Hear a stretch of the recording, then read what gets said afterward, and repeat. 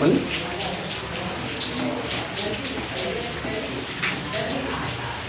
बच्चों, आज हम आपको रुधिर पढ़ाने जा रहे हैं। रुधिर को अंग्रेजी में ब्लड कहते हैं।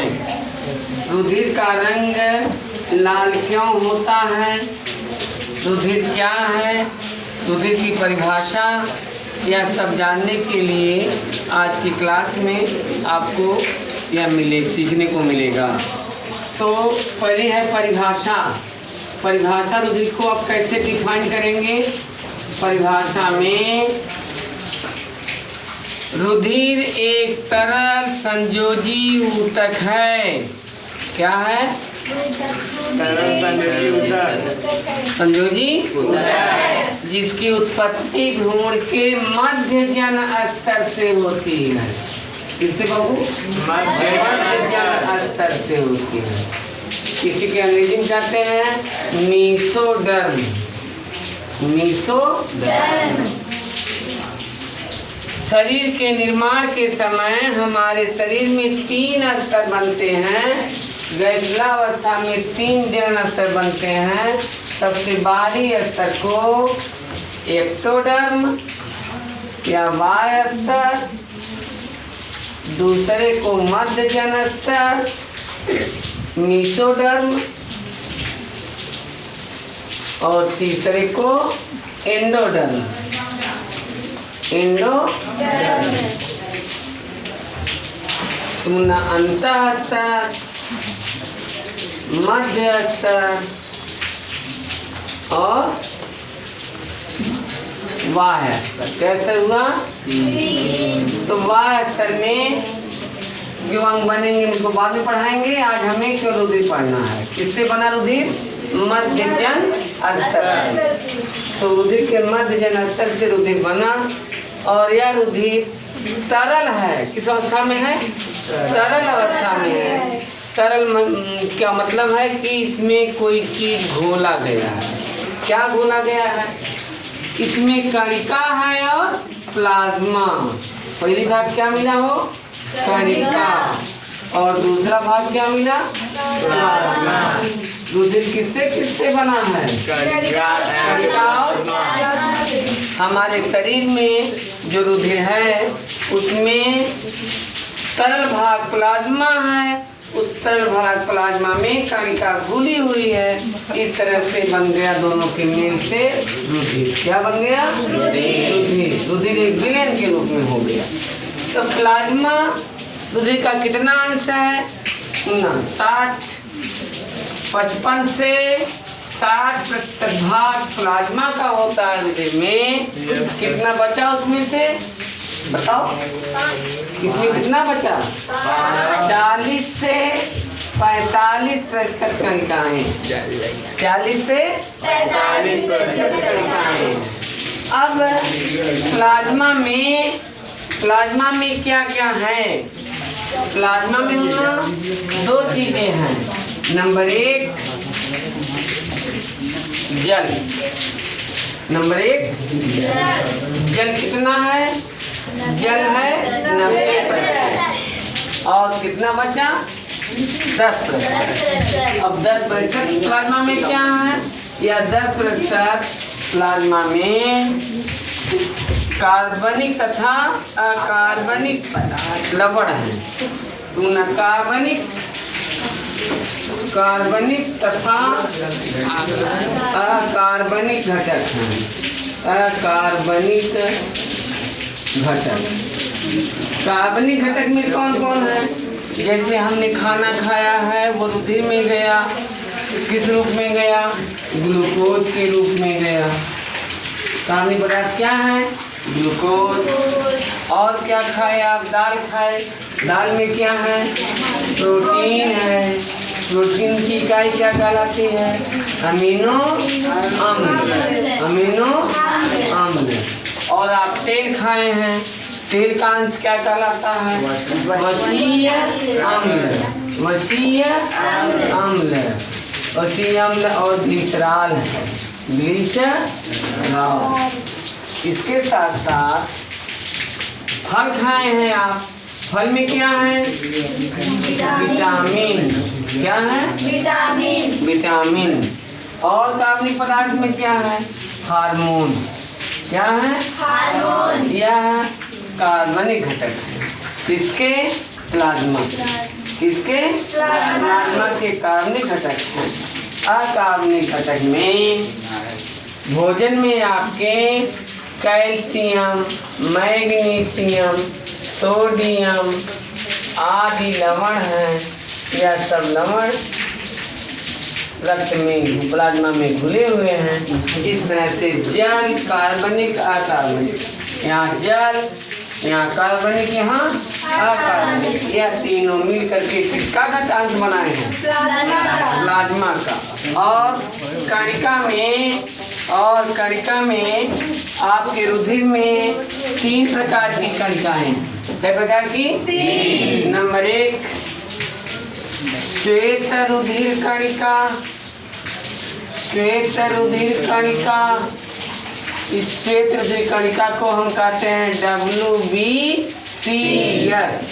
अब यहाँ यस लिख दिए हैं तो क्या करना होगा? कणिकाएं, बहुवचन हो गया ना, WBCS। या WBCS श्वेत रुधिर कणिकाएं हमारे शरीर में बाहर से आने वाले प्रतिजन या रोग कारकों को नष्ट करने का कार्य करती हैं। इसलिए हमारे शरीर में प्रतिरक्षा तंत्र का निर्माण करती हैं। क्या करती हैं? प्रतिरक्षा तंत्र का निर्माण करती हैं। और दूसरी कणिका आपकी है RBC। यस, बहुवचन कर दिए इसका, ये भी कणिकाएं बहुत ज्यादा हो गई। तो RBCS को हम अंग्रेजी में क्या कहेंगे? Red blood corpuscles. Red blood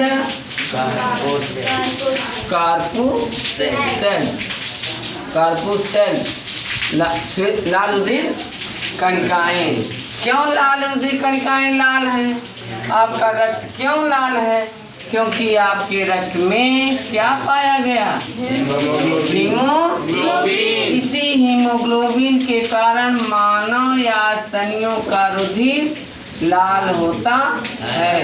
अब बेटा यहाँ रंग के ऊपर हम देख रहे हैं तो हमारे रुधिर का रंग लाल है। लाल का कारण है हमारे रुधिर में क्या है? लाल रुधिर कणिका में हीमोग्लोबिन है। और अगर हम इसी के आधार पर देखें, आपसे प्रश्न करें कि इसका मतलब किसी प्राणी में रुधिर लाल ना होकर के रुधिर कुछ और रंग का होता होगा, तो कौन सा प्राणी है जिसके शरीर में रुधिर का रंग नीला होता है? आपको पता है? नहीं पता है? मुन्ना, मोलस्का संघ के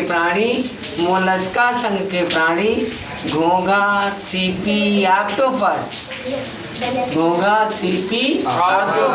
के रुधिर का रंग नीला होता है। अब उनके रुधिर में हीमोग्लोबिन के स्थान पर क्या पाया गया? हीमोसाइनिन। और इसी वर्णक के आधार पर देखें तो हम पाते हैं कि किन्हीं प्राणियों में रुधिर का रंग श्वेत होता है। कौन सा प्राणी है जिसके रुधिर का रंग श्वेत होता है?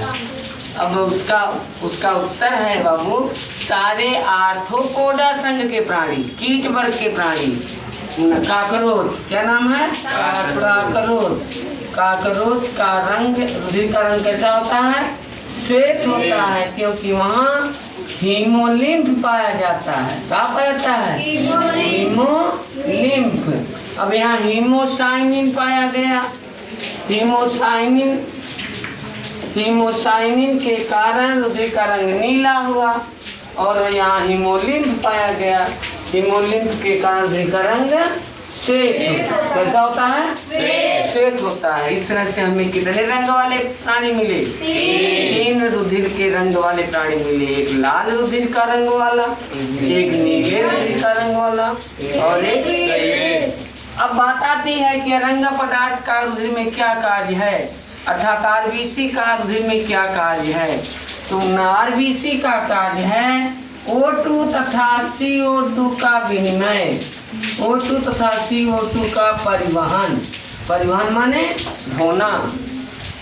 जब जब आप सांस लेते हैं तो आपके फेफड़े में ऑक्सीजन भर जाती है या वायु भर जाती है। उस भरी हुई वायु में से आपका हीमोग्लोबिन ऑक्सीजन को पकड़ लेता है, ऑक्सीजन को पकड़ करके बन जाता है ऑक्सी हीमोग्लोबिन। ऑक्सी हीमोग्लोबिन बन करके यह रुधिर को कोशिका तक पहुंचाता है या शरीर के समस्त कोशिकाओं को देता है। और समस्त कोशिकाओं में ग्लूकोज के टूटने के कारण, वहाँ ऑक्सीकरण के कारण कार्बन डाइऑक्साइड बनती है। उस कार्बन डाइऑक्साइड को पुनः पकड़ करके हीमोग्लोबिन बन जाता है कार्बोक्सी हीमोग्लोबिन। कार्बोक्सी हीमोग्लोबिन बन करके उसको फेफड़े तक लाता है। इस तरह से हीमोग्लोबिन का कार्य हुआ O2 तथा CO2 का परिवहन। अब हमें प्रश्न बनता है कि इसका जीवन काल कितना होता है। तो लाल रुधिर कणिकाओं का जीवन काल बाबू होता है 100 से 120। कितना दिन है? 100 से 120। 100 से 120 दिन बाद मर जाएंगी तो धीरे धीरे सब खत्म हो जाएगी। तब हमारे शरीर में O2 CO2 कौन पहुंचाएगा? इसलिए यह बनती हैं, माने मरती हैं तो फिर बन जाती हैं। कौन बनाता है, कहाँ बनती हैं? हमारे शरीर में लंबी अस्थियां हैं, उन लंबी अस्थियों के मध्य में भरा हुआ अस्थि मज्जा, और उस अस्थि मज्जा को कहते हैं बोन मैरो।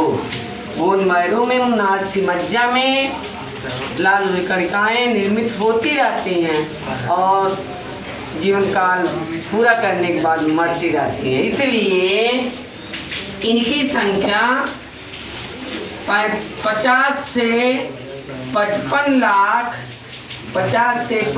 लाख प्रति घन मिलीमीटर क्षेत्र में पुरुष के होती हैं और महिला में 45 से 50 लाख प्रति घन मिलीमीटर क्षेत्र में होती हैं। तो इनकी संख्या अधिक होती है क्योंकि O2 CO2 का संवहन करेंगी। एक HB, एक हीमोग्लोबिन धन O2।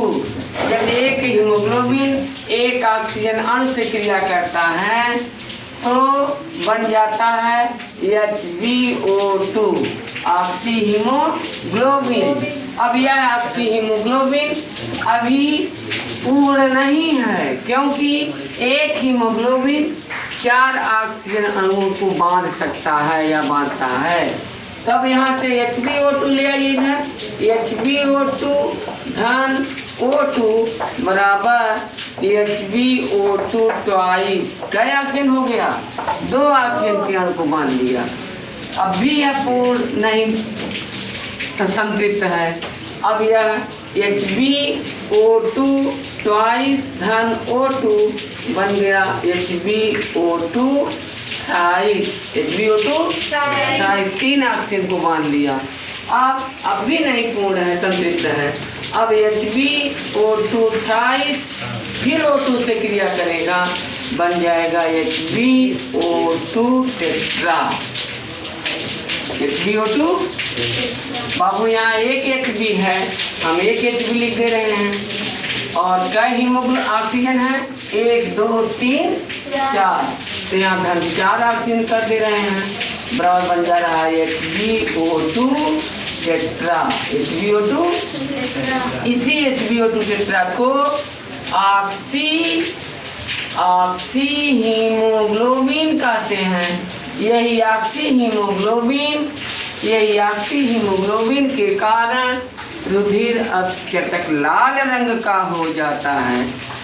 जैसे जैसे यह ऑक्सीजन को बांधा है ऐसे ऐसे ऑक्सीजन को छोड़ करके कोशिका में स्वतंत्र हीमोग्लोबिन बन जाएगा और यह स्वतंत्र हीमोग्लोबिन अब कोशिका द्रव्य से या कोशिका ऊतक से CO2 को पकड़ करके बांधेगा। जब CO2 से क्रिया करता है बन जाता है कार्बोक्सी हीमोग्लोबिन। कार्बोक्सी हीमोग्लोबिन के रूप में CO2 को शरीर से लेकर के फेफड़े में आता है और फेफड़े में हम CO2 को मुक्त कर देता है, जिसे हम शोधन द्वारा बाहर निकाल लेते हैं। इसलिए हीमोग्लोबिन ही हमारे शरीर में O2 तथा CO2 के परिवहन का कारण बनता है। अगर हीमोग्लोबिन की मात्रा कम हो जाए तो हमारी सांस दर फूलने लगती, सांस फूलने लगती। हीमोग्लोबिन का मान कम होने पर या रक्त का मान कम होने पर हम रक्त अल्पता के शिकार हो जाते हैं, खून की कमी हो जाती है। एक स्वस्थ मनुष्य के शरीर में शरीर के भार का 7% रुधिर होता है। कितना रुधिर होता है? 7% रुधिर। स्वस्थ मनुष्य के शरीर में 5 से 6 लीटर रुधिर होता है और रुधिर का मान कम होने की क्रिया को या दशा को कहते हैं रक्त अल्पता या एनीमिया का रोगी हो जाता है, जिसे हमें बाहर से भोजन लेकर के उसकी पूर्ति करना होता है। वह भोजन लौह युक्त होता है। 14 से 16 ग्राम हीमोग्लोबिन हमारे रुधिर में होती है, जो ऑक्सीजन और CO2 का परिवहन करने में सहायता करती है। तीसरा है, पहला हमने WBC, दूसरा है RBC और तीसरा घटक है प्लेटलेट्स। क्या है? प्लेटलेट्स या प्लेटलेट्स। पहला काम क्या किया? या प्रतिरक्षा बनाया WBC। दूसरा काम क्या किया? या O2 CO2 का परिवहन किया। और तीसरा कार्य बेटा या तीसरा प्लेटलेट्स हमारे शरीर में चोट लग जाने पर थक्का बनाकर रुधिर के बहने को बंद करता है। इससे घाव लग जाए तो हमारा खून बहता रहेगा, परंतु हमारे यहाँ प्रकृति ने व्यवस्था दिया है कि प्लेटलेट्स स्तनियों में पाए जाते हैं, स्तनियों के मानों में पाए जाते हैं, जो चोट लगने पर थक्का बना करके रुधिर के बहने की क्रिया को बंद कर देते हैं। रुधिर थक्का बनकर मुँह बंद हो जाता है। इसलिए 3 प्रकार की कणिकाएँ रुधिर में होती हैं। Number 1 RBC, number 2 WBC, number 3 platelets. इनकी संख्या 2.5 लाख से 5 लाख प्रति घन मिलीमीटर होती है और WBC की संख्या या 4 से 11,000 होती है। 4 से 11 प्रति घन मिलीमीटर क्षेत्र होती है। तो सबसे कम कौन है? WBC। उसके बाद कौन है? प्लेटलेट। और यह कितना है? 45 से 50 या 50 से 55 लाख से नंबर पर है। इस तरह से रक्त हमारे शरीर में एक विशेष योगदान देता है, जो जिससे हम जीवित रह सकते हैं, क्योंकि अगर रक्त की कमी हो जाएगी तो O2 तथा CO2 का परिवहन नहीं होगा। इनके कार्यों का वर्णन हम अगले अध्याय में करेंगे।